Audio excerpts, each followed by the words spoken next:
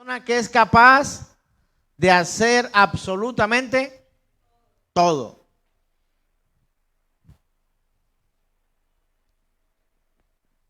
Por eso Jesús, cuando predica, estando aquí en la tierra, tuvo la oportunidad de repetirle a algunos: nada es imposible para Dios. Si crees, todo es posible. Para el que cree, todo le es posible. ¿Sabe por qué? Porque era la manera de Jesús enseñar de su carácter, del carácter del Padre y del Espíritu de Dios, de hablar de Dios mismo con términos que pudiéramos nosotros comprender. ¿No te he dicho que si crees, verás la gloria de Dios? Todas estas frases apuntaban a que el Dios del que habla la Escritura es un Dios todopoderoso, es decir, omnipotente. Ahora, la soberanía, todos los atributos de Dios están agarrados uno de la mano con otro. Ningún atributo de Dios es, por decirlo así, indiferente a otro. Pero en cuanto a la omnipotencia, viene bien agarradito de la mano de la soberanía. Si Él no fuera soberano, ¿qué quiere decir? Hace poco estudiamos Dios soberano. O es mi estudio personal. El Dios soberano tiene la capacidad de poder tomar decisiones sin pedir permiso a nadie. Porque si Él tuviera que pedir permiso a alguien, ese alguien estaría sobre Él y Él no fuera Dios. Entonces, el ser o autodefinirse como Dios todopoderoso se agarra fuerte de la mano del otro atributo llamado soberanía. Por supuesto que de la misericordia, que es un Dios de gracia, que es un Dios justo, que es un Dios omnipresente. Pero soberano es que puede hacer absolutamente todo sin pedir permiso a ninguno. Pregunto yo, ¿el presidente de nuestra nación es soberano? No lo es. Ni física, ni espiritual, y tampoco legalmente. Él tiene que estar basado bajo unos principios, y uno de ellos es la Constitución Política de 1991 para el caso de Colombia. Ningún gobernante de la tierra es soberano. Podría convertirse en un tirano, que es algo distinto. Y para ser un tirano tiene que violar la ley. Pero Dios no viola la ley. Él la ha dado, Él la cumple y la hará hacer cumplir. Y quien no lo haga, esto le va a sonar fuerte, pagará las consecuencias. ¿Las consecuencias de qué? De no obedecer al Señor cuanto Él ha hablado. Entonces, la soberanía y la misericordia, la soberanía y la omnipotencia de Dios están plenamente ligadas como todos los atributos. Ahora, la una no puede existir sin la otra. Para reinar, Dios debe tener poder. Imagínense un rey, un gobernante sin poder. No puede ejercer su reinado, no puede ejercer su cargo. Y nosotros, aunque no soberanos, sino dependientes, tenemos asignaciones colocadas por el Rey Todopoderoso. Y nuestro Dios Todopoderoso reina. No reinará, reina. Por eso la palabra de Dios, ya le he dicho que es la autobiografía de Dios. Cuando la palabra de Dios nos da una instrucción a nosotros, no se malentienda, no hay ninguna autoridad que pueda quitar lo que Dios ya ha dicho. Por eso existe lo que hoy conocemos, la iglesia perseguida. Hombres que a pesar, y mujeres, jóvenes, niños, que a pesar de que en su país o en su nación está prohibido hablar de Cristo Jesús, ellos creen fielmente que la Escritura es soberana, omnipotente y que contiene, no que contiene, y es la palabra de Dios, porque tenemos que hacer esta gran diferencia. La Biblia no contiene la palabra de Dios, la Biblia es la palabra de Dios. Entonces, eso es precisamente lo que significa la palabra omnipotente, que tiene todo poder. Y la palabra es de origen latino y es idéntica y significado al más familiar todopoderoso. Omnipotente es todopoderoso. Y esta palabra aparece 27 veces en la versión Reina Valera. Omnipotente Dios, todopoderoso, y generalmente en forma de título, y nunca se usa para referirse a otro que no sea Dios. Ahora, la palabra a mí me enseña, porque el que enseña es Dios a través de su palabra, que Él es todopoderoso. Si nosotros creemos en ese Dios, me pregunto y me incluyo, ¿por qué nos afanamos tanto? Nos afanamos, hermano. Nos preocupamos más de lo que deberíamos. Hay cosas que se salen de nuestro alcance, pero nunca jamás del alcance de Dios. Ahora, hay cosas que tienes que arreglar tú. Si tú en tu matrimonio hieres, a la persona que está a tu lado, eso no lo tiene que arreglar Dios, eso lo tiene que arreglar tú.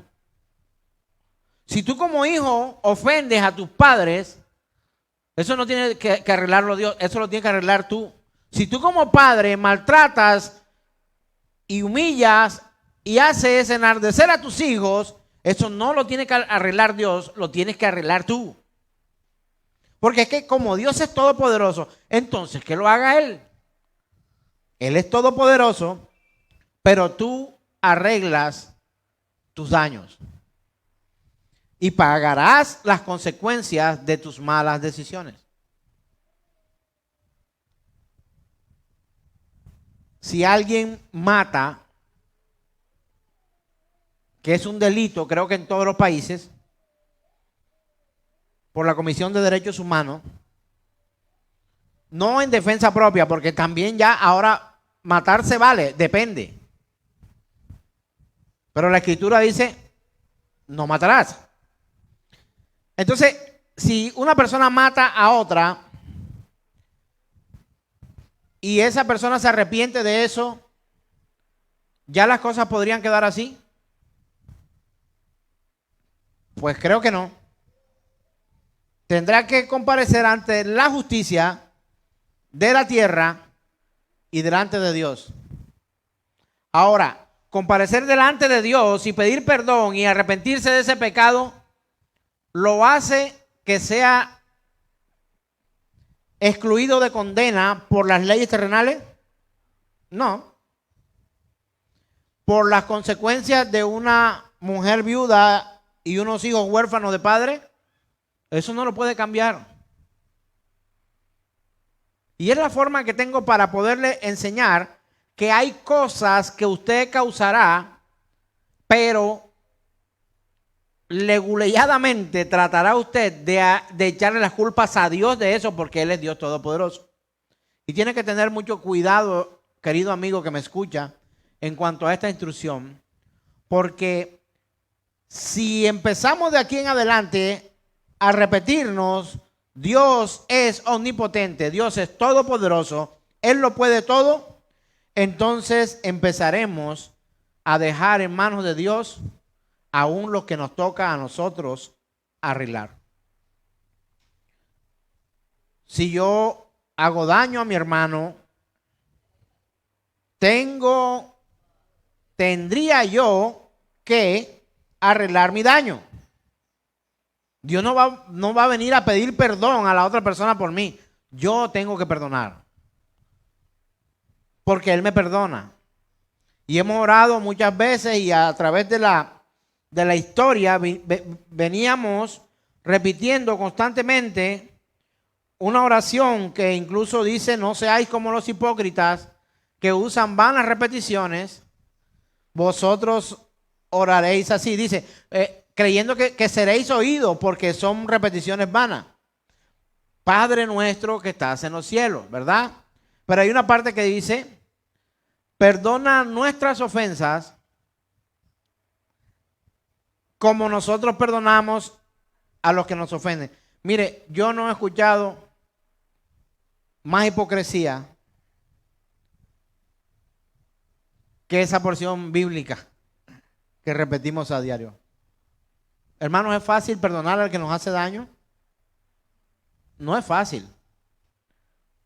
Pero afirmamos delante de Dios: perdona nuestros pecados como nosotros perdonamos a los que nos ofenden. No, pero es que los pecados míos son una cosa y los tuyos son otra, ¿no? Entonces, mis amados hermanos, entender que hay una parte que Dios no es que no pueda hacer, sino que te toca a ti. Y el hecho de que tú tengas que responder por esa parte de tu vida, quiero decirte que no deja de hacer a Dios omnipotente. Dios posee lo que ninguna criatura puede poseer: una inabarcable plenitud de poder. El presidente de Colombia, el gobernador, el alcalde me puede darme una designación y ponerme una medalla o ponerme un emblema o ponerme un letrero que diga: a este obedezcan. Mi poder sería limitado. ¿Por qué? Porque cuando venga el presidente, el gobernador o el alcalde me va a decir: bueno, siéntate ahí, y yo tendré que sentarme. Porque sobre mi autoridad está puesta la autoridad de otro mayor. La omnipotencia de Dios toca aprenderla con este tipo de términos, porque es que no nos cabe en la cabeza términos como eternidad y como omnipotencia. No nos cabe en la cabeza porque nuestro cuerpo y nuestra mente es limitada. Como nuestro poder es limitado, nos cuesta aceptar que otro tenga poder ilimitado.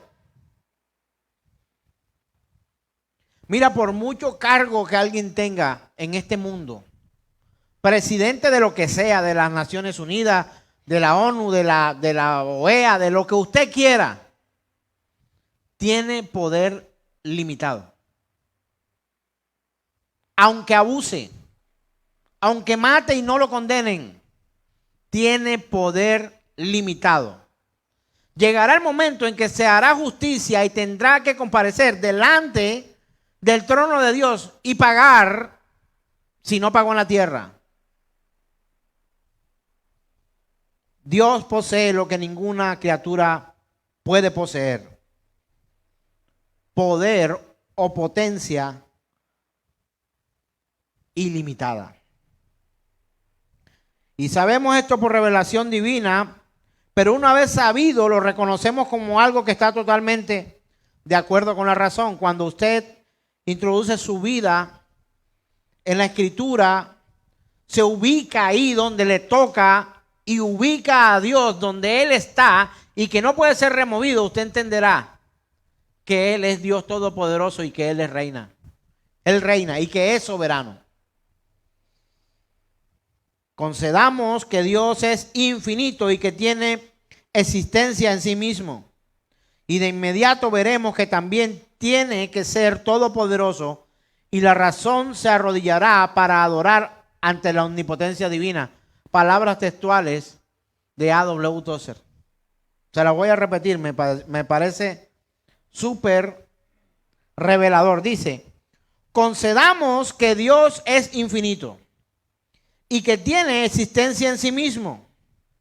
Y de inmediato veremos que también tiene que ser todopoderoso y la razón, cualquier lógica humana, se arrodillará para adorar ante esa omnipotencia divina. De Dios es el poder. Lo declara la Escritura desde el principio hasta el fin. De Dios es el poder. A Él sea la gloria, el dominio, el poder. Por un tiempo limitado. ¿Cómo lo enseña la Escritura? Y la eternidad es lo mismo que cuando usted lee por los siglos de los siglos. Es por la eternidad. ¿Sabe cuándo tú y yo creemos que Dios deja de ser todopoderoso? Cuando nuestras fuerzas no alcanzan para solucionar las cosas y entramos en depresión o empezamos a vivir angustiados por lo que nosotros no podemos hacer, pero que tenemos que dejar en manos de un Dios que quizás responda. Pero si usted comprende, hermano, si usted entiende primeramente y luego comprende de que Él es Dios Todopoderoso, usted y yo viviríamos más tranquilos. El apóstol Pablo declara que la naturaleza misma da evidencia del poder eterno del ser divino. Vamos a Romanos capítulo 1. ¿Qué dice Romanos capítulo 1? Vamos a leer del 18 al 22. Dice, porque la ira de Dios se revela desde el cielo contra toda impiedad e injusticia de los hombres que detienen con injusticia la verdad. Mire lo que ocurre ahí. ¿Sobre quién es la ira de Dios? Sobre los hombres que hacen ¿qué? Que detienen con injusticia la verdad. Por eso aquel que predica falsedad, según la Escritura, sobre ese la ira de Dios vendrá. Por eso yo tengo que cuidar lo que comparto con ustedes. Y todo predicador debería cuidar lo que predica. Mire, yo estoy aquí parado con la completa y absoluta certeza de que no solamente usted me escucha y los que están en la transmisión. Dios escucha lo que hoy yo predico. Si los predicadores contemporáneos entendieran esto, no serían capaces de hablar tantas mentiras y de enseñar tanta maldad, porque sabrán que la ira de Dios se manifestará sobre ellos. Y dice, porque la ira de Dios se revela desde el cielo contra toda impiedad e injusticia que los hombres, de los hombres que detienen con injusticia la verdad. Eso no lo va a parar nadie. Eso no lo parará nada ni nadie. Si entendiéramos que cada vez que predicamos la palabra de Dios, no solamente la persona que está en el frente de nosotros nos escucha, sino que Dios nos escucha, pensaríamos muy bien lo que vamos a compartir. Mire lo que dice el verso 19. Porque lo que de Dios se conoce les es manifiesto. ¿Cómo conocemos a Dios? ¿Qué usa Dios para darse a conocer? mis sueños, mis revelaciones, mis opiniones. Y es allí donde empieza una pugna entre denominaciones e ideas filosóficas, porque consideran que la Escritura no alcanza a ser suficiente para expresar quién es la persona de Dios. Así lo dice, verso 19, leámoslo juntos por favor. Porque lo que de Dios se conoce les es manifiesto, pues Dios se lo manifestó. ¿Por qué lo conocen? Porque Dios lo manifestó. Verso 20, porque las cosas invisibles de Él, espera un momento acá, perdón. Lo que se conoce de Dios, ¿qué dice la Escritura?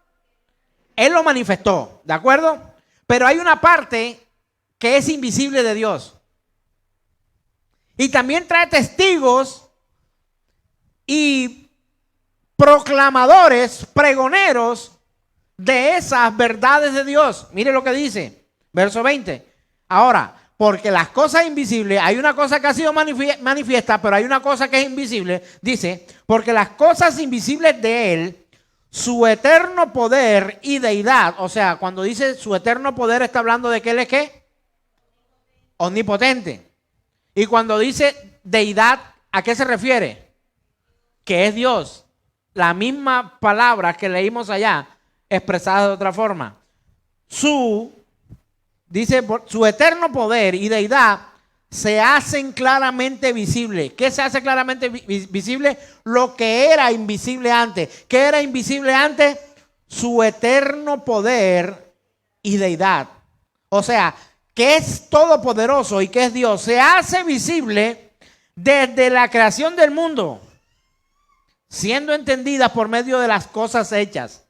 O sea, que el que no cree en la Biblia, la misma creación manifiesta no solamente el poder o el todopoderío de Dios, sino también su deidad.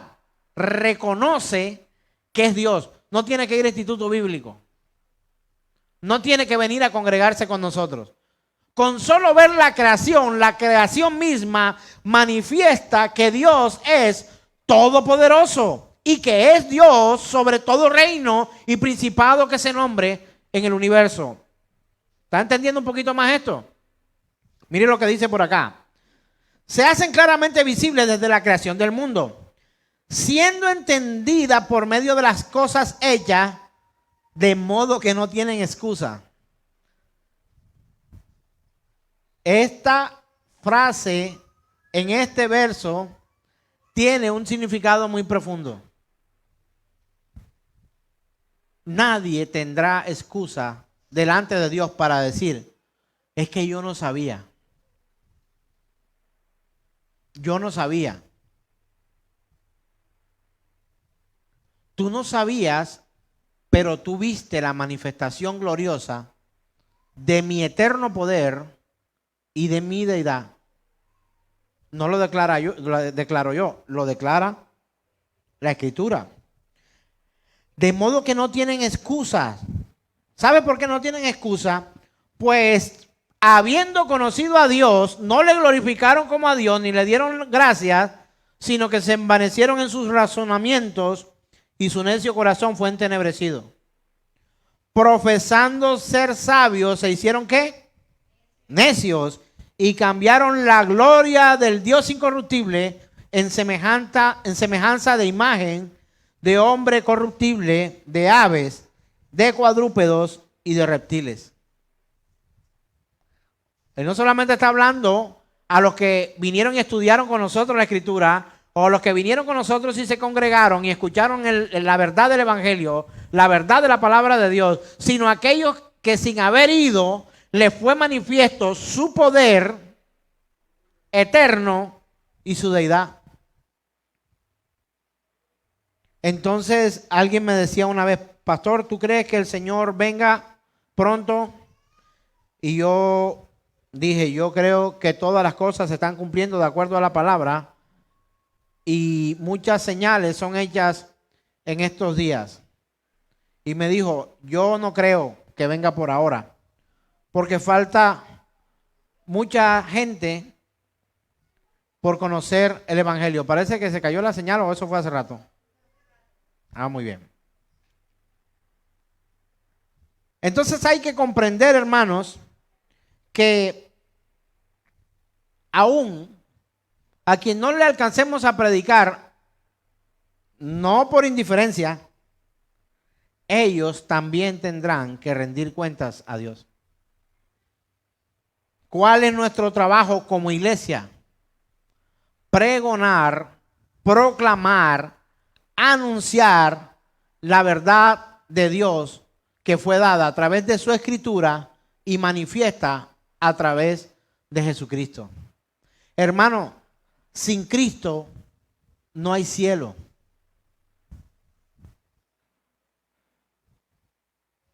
Sin Cristo no hay perdón de pecados.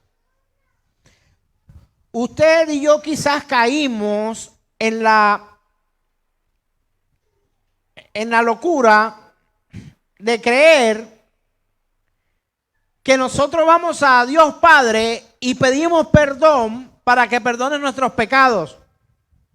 Se la voy a poner un poco más difícil hoy, yo creo, porque ahí nos han enseñado incompleto. Si yo le pido perdón por mis pecados, es lo único que voy a hacer. Yo soy un hombre completamente pecador. De hecho, lo soy. Pero yo lo único que hago es ir, Padre, perdona mis pecados. Te suplico, me perdones. Pregunto, ¿Dios me perdona? ¿Cómo? Respóndame con fundamento, ¿sí o no? Si no está Cristo reconocido de por medio, no hay perdón de pecados, porque a través de su muerte y su resurrección, el Dios Todopoderoso nos dijo a nosotros que alcanzaríamos perdón de pecados. Sin Cristo no hay nada, hermano. Qué bonito es, ¿verdad? Ir donde el Padre, Señor, perdona todos mis pecados, pero ignoro a Cristo Jesús. Yo le decía a alguien que me predicaba, a Nadia, no, pero es que tú, la Escritura dice, nadie va al Padre sino por mí. Si tú no buscas a Jesucristo, tú no vas no vas a ser salvo. Y yo le digo, ¿y por qué Dios es tan burocrático? Como si fuera un político, que hay primero que hacer un papeleo a un lado, después ir a otra parte para poder obtener lo que necesitamos. ¿Por qué Dios es tan burocrático? Y así se lo dije. Rebelde de corazón. Y tuvimos una discusión ahí, creo que no fue tan clara la cuestión. Pero luego de un tiempo, aunque me lo habían dicho, yo pude comprender, sin Cristo no hay redención de pecados. Entonces yo decía, no, es que yo tengo relación con Dios, es una relación personal. O sea, tú tienes tu fe y yo tengo mi fe. Y yo creo en el mismo Dios que tú crees, en el Dios de la Biblia. ¿Verdad? Pero ignorando a Cristo Jesús, no puedes obtener perdón de pecados. Tú y yo no podemos obtener redención sin Cristo en la ecuación. Me salió como en verso, ¿no? O en prosa. No puede haber redención sin Cristo. Y a partir de ese conocimiento razonamos de esta forma con respecto a la omnipotencia de Dios. Dios tiene poder, puesto que Dios también es infinito. Todo lo que Él entrega debe carecer de límites. Por tanto, Dios tiene un poder ilimitado. Eso lo hace omnipotente. Ahora, vemos además que Dios, el Creador, autoexiste. Alguien enseñó alguna vez, incluso está en un canto religioso, que dice María, Madre de Dios. Si lo parafraseamos y tratamos de explicarlo, vamos a quizás tener razón, pero yo le digo una cosa, María no es la Madre de Dios, es de Jesús. hombre. La parte humana de Jesús viene de María. Y sabe una cosa que quizá le va a reventar a usted la teología. De José no tiene nada. El apellido solamente. De José no tiene nada. Solo de la tribu de la que proviene, de la tribu de Judá, porque José, padre putativo que lo adoptó, él era de esa tribu. ¿Cuál tribu? De la tribu de Judá. Él era descendiente de esa tribu. Y por adopción de esa tribu, Jesús toma el nombre que hemos repetido por mucho tiempo y que hemos leído, el león de la tribu de Judá. Así nada, pero su naturaleza no es humana. La parte humana de Jesús viene de una mujer santa, pero humana, no deidad. Alguien me decía, en estos días me decía, no, yo contigo, mejor no hablo de religión porque es que tú no me quieres a mi Virgencita María. Y yo dije que la amo con todo mi corazón. Ojalá todas las mujeres fueran como María. ¿Usted cree que el Señor fue donde María porque María la sacó de una discoteca? ¿Usted cree eso? ¿Usted cree que la sacó de un burdel? ¿Usted cree que ella fue sacada de las calles perniciando, de las casas ajenas chismoseando? No. Sin igual. Bendita, bendita entre las mujeres. De hecho, una mujer dice a Jesús, dichosos los pechos que te dieron de amamantar. O sea, reconociendo sobre María tremenda bendición. Pero ¿sabe cuáles fueron las palabras de María cuando el Señor viene sobre ella y le da la tremenda noticia que la ponía? ¿Sabe? Es que quizá usted no lo ha analizado. Pero aceptar ella lo que el Señor le proponía a través del mensajero Gabriel, el ángel, era pena de muerte para ella. Era salir embarazada de alguien que no era su esposo, alguien que estuviera sin casarse, y ella aún no había sido desposada, dice, por José. Resulta que encontramos a una María que saldría embarazada y tenía que renunciar. Número uno, a un José que amaba. Y número dos, a quedar expuesta que José denunciara, me fue infiel porque hijo mío no es. Y la ley de Moisés decía que si ésta cometía el pecado de adulterio, porque como no se sabía quién era el papá, lo primero que iban a decir era que había cometido pecado, que dónde estaba el hombre, inmediatamente se convertía en reo de muerte. ¿Sabe cuáles fueron sus palabras? Una de ellas fue, ¿y cómo será esto? Y cuando el Señor le explica, ella le dice, he aquí la esclava del Señor. Amigo, ignorar esto en las Escrituras es completamente blasfemo. No por María, por Cristo Jesús. Quien niega que Jesús vino en carne a este mundo está perdido. Y la parte humana la otorgó María por orden de Dios, por su omnipotencia y soberanía. Algunos dicen, oye, ¿por qué el Señor se le dio para coger para esos lados tan lejos? Para allá, para Israel. ¿Sabe por qué? Porque quiso. Porque es soberano. ¿Se acuerdan de la prédica? Porque quiere y porque puede.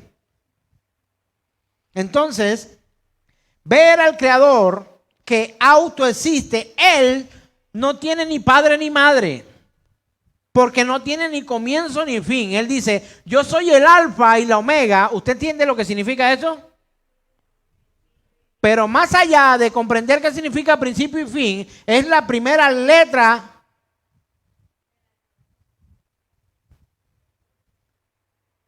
de su sistema de escritura, porque no es alfabeto. Se lo dejo de tarea. Se llama alefato. La primera letra del alefato y la última letra del alefato. Quiere decir que antes de eso no hay. ¿Y sabe por qué lo pone con las letras? Porque con los números, tiempo mucho más tarde, René Descartes implementaría lo que se llama el plano cartesiano. Y entonces está el cero, para adelante es positivo y para atrás es negativo. O sea que números hay para adelante y para atrás. Pero letras no. Antes de la A en nuestro alfabeto, ¿qué viene? Y después de la Z, ¿qué viene? ¿Puedes comprenderlo?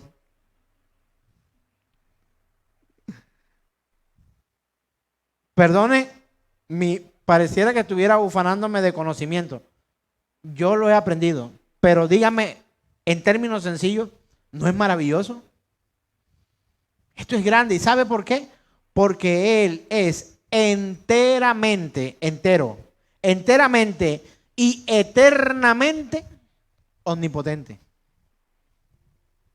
Y cada vez que aprendo del Señor lo que está registrado allí, me parece mi Dios tan maravilloso que yo creo que si hubiera tenido la oportunidad de estar en esa gran multitud de la que hablaba Juan, yo también haría la misma bulla. ¡Aleluya! ¿Qué es lo que dice? ¿Se lo aprendieron? Póngalo otra vez. Ya se lo olvidó. Oiga, hace unos cuantos minutos. Vamos a decirlo a la cuenta de 3. 1, 2, 3. ¡Aleluya! Porque el Señor, nuestro Dios, todopoderoso, reina. Esa es una verdad que debemos reconocer día y noche. Día y noche. Él debe permanecer para siempre, o sea, debe ser eterno, lo que siempre ha sido. El Señor es omnipotente. Ay, pero Jesús lloró. ¿Eso lo hace ser omnipotente? ¿Cuántas veces la Biblia habla acerca de que Jesús lloró? ¿Cuál? ¿O la Biblia dice que Jesús lloró, sí o no? ¿Cuántas veces lo dice?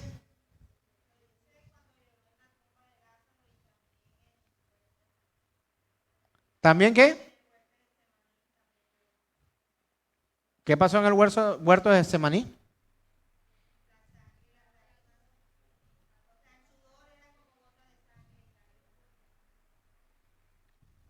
Lo dice. ¿Sabe cuándo lo dice? Cuando dice, Jerusalén, Jerusalén, que matas a los profetas. ¿Cuántas veces quise reunirte como la gallina arropa a sus polluelos, los cubre, pero no quisiste? Eso fue un lamento, hermanos. Eso fue un lloro por parte de nuestro Dios todopoderoso. El llorar no quita un rasgo, un ápice de su omnipotencia. ¿Sabe por qué? Porque Él es una persona a la que puedes contristar. De hecho, lo dice plenamente acerca del Espíritu Santo, que es Dios. No es posible leer por largo tiempo, hermanos, las Escrituras sin observar la radical disparidad entre la manera de ver las cosas que tenían los hombres de la Biblia y los hombres de hoy. ¿Sabe a quién le han traspasado hoy este atributo de Todopoderoso? A los famosos autoproclamados apóstoles y profetas que el día de hoy engañan aún a los escogidos de Dios. No es un hombre el que sana, hermano. Un hombre está absolutamente limitado para sanar a otro, a menos que tenga conocimientos de medicina y si Dios quiere. Salvar la vida del que se está ahogando. No, que yo me lancé y lo saqué del agua. Usted puede salvar la vida, pero también pudiste haberla perdido juntamente con el que se estaba ahogando. ¿Y sabe por qué? Por soberanía de Dios y omnipotencia. Pregunto, ¿pudo haberse ahogado esa persona sola de la que le pongo el ejemplo? Sí. Ahora pregunto, ¿pudo haberse ahogado también el que se lanzó a salvarlo? Ya ha pasado. Así que todo lo que nosotros creemos poseer, por eso dice la palabra en Jeremías, no se alabe el sabio en su sabiduría, ni el rico en su riqueza, ni el valiente en su valentía. Alábese más bien el que me entiende y me conoce. ¿Y sabe qué estamos haciendo nosotros? Poco a poco, con pincitas, desarrollando esta serie que se llama El conocimiento de Dios, para ir paso a paso hasta que Dios nos dé la vida de enseñarle a usted, primeramente, quién es Dios. ¿Por qué? Por orden de Jesús. ¿Dónde? Y esta es la vida eterna, que te conozcan a ti como único Dios verdadero y a Jesucristo a quien has enviado. Esa es la vida eterna.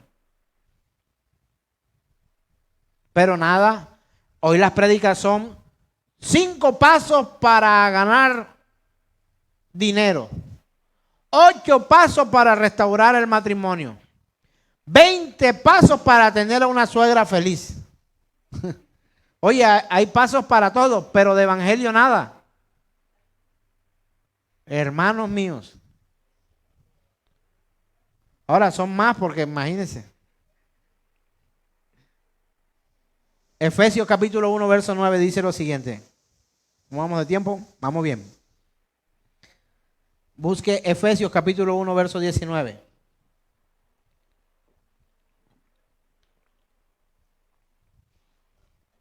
Y dice, ¿y cuál es la extraordinaria grandeza de su poder para con nosotros los que creemos?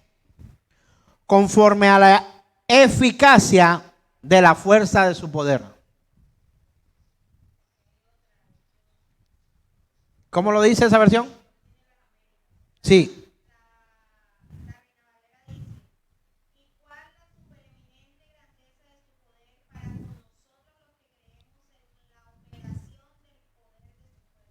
Maravilloso. Está hablando de algo que es súper extraordinario.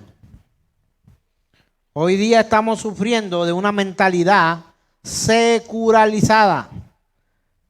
Pensamos no como iglesia, no tenemos conciencia de cuerpo. La iglesia es el cuerpo de Cristo. Pero no pensamos como iglesia. Pensamos como individuos independientes.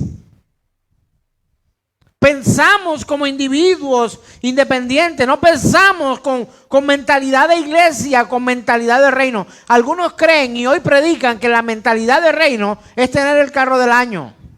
Es tener dinero en la cuenta. Es que hace poco estuve predicando y cuando el predicador, el pastor hablaba una palabra que a esa persona le parecía que era para ella y que tenía algo de anhelo por esa palabra, sacaba dinero de su bolsillo y lo montaba en la tarima y lo pisaban con una piedra. Es así como nos apoderamos, como nos atesoramos, como, bueno, algunos van a comprender eso, como nos abaluartamos de la palabra de Dios. ¿Es así dando dinero? ¿O no es más bien teniendo fe en nuestro Señor Jesucristo y en el poder de Dios y poder decir aleluya, nuestro Dios todopoderoso reina, y tenerlo como una convicción en nuestras vidas, mis queridos hermanos? Eso no quita que tú ayudes a mantener este lugar, porque se necesita pagar una cuota en el banco, se necesita pagar los servicios, se necesita todo eso, necesitamos el dinero. Por supuesto que lo necesitamos. Hoy al final van a escuchar ustedes un informe que contiene en qué nos hemos venido gastando lo que usted da para el sostenimiento del templo o de esta casa de oración. Y sabe una cosa, y lo digo de una vez, por ahí está Jason, ¿dónde está? Presente. Ahí hay un espacio donde dice mi nombre, y miremos si está lleno. ¿Sabe por qué? Porque no podemos predicar esperando que por la predicación el hombre nos pague. El Señor lo ha dispuesto de esa forma, que el que trabaja en el Evangelio viva del Evangelio, y que un hombre de Dios puede recibir de su congregación una asignación para que pueda mantenerse y mantener su familia. ¿O no está escrito? ¿O esto sería injusto?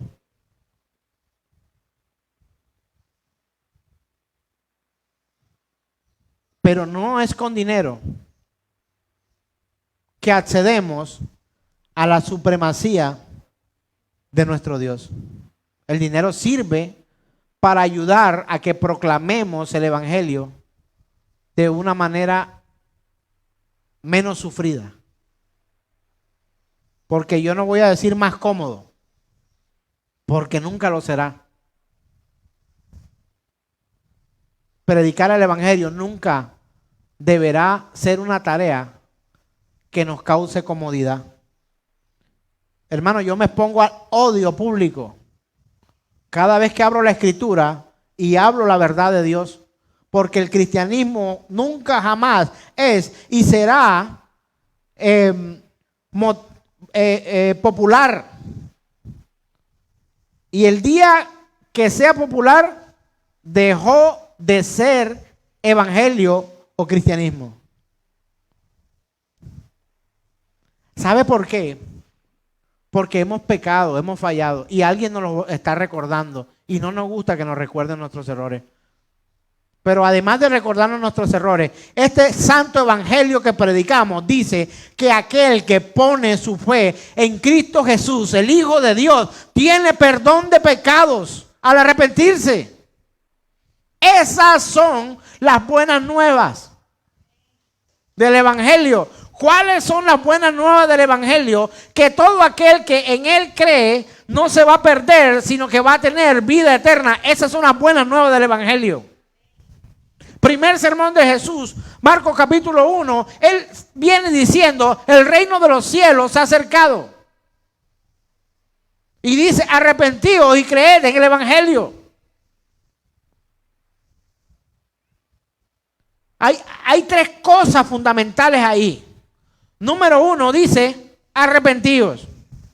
Número 2 dice, creed en el evangelio. Y yo creí que hasta ahí estaba lo más importante. No, falta lo más importante. Cristo.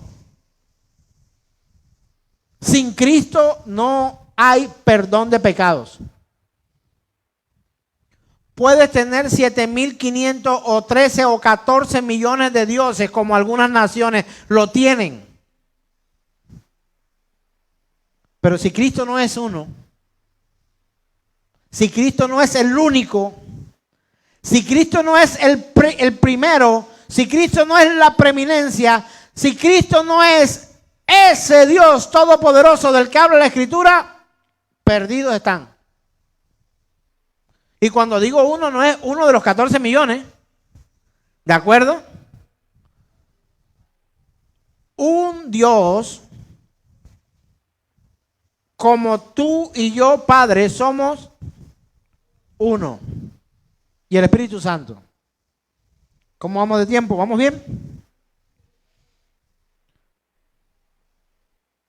Escritores de antaños veían a Dios de una manera tan diferente como hoy lo vemos muchos de nosotros. No había antes había, no sé si una mayor reverencia en algunos hombres que predicaban, que anunciaban la verdad del Evangelio. Nunca se pensó que un pastor pudiera tener un jet. Ahora, si el pastor tiene para comprarse el jet, no que se compre uno, que se compre todos los que pueda, pero que predique la verdad.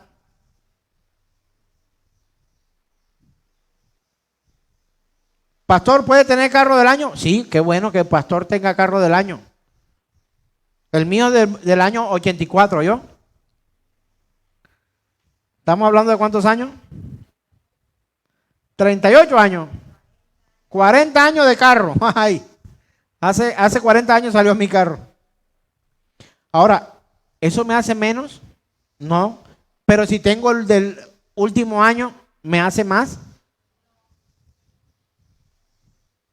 ¿Qué me hace siervo de Dios? Ser fiel a lo que Él me ha mandado. Y es a proclamar su verdad. Quiero que nos coloquemos en pie, hermanos, en esta hora. Si usted quiere. Y los que están en casa, si pudieran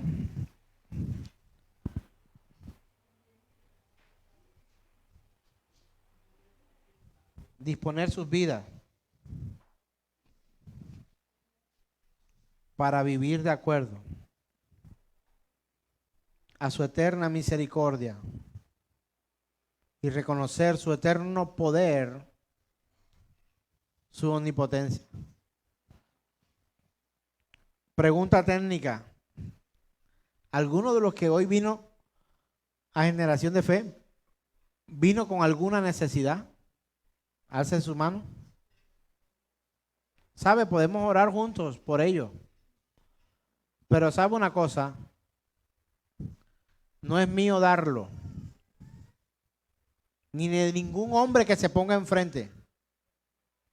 No es mío darlo. Es si la voluntad del Señor se alinea con esos planes o con esas pretensiones que tenemos.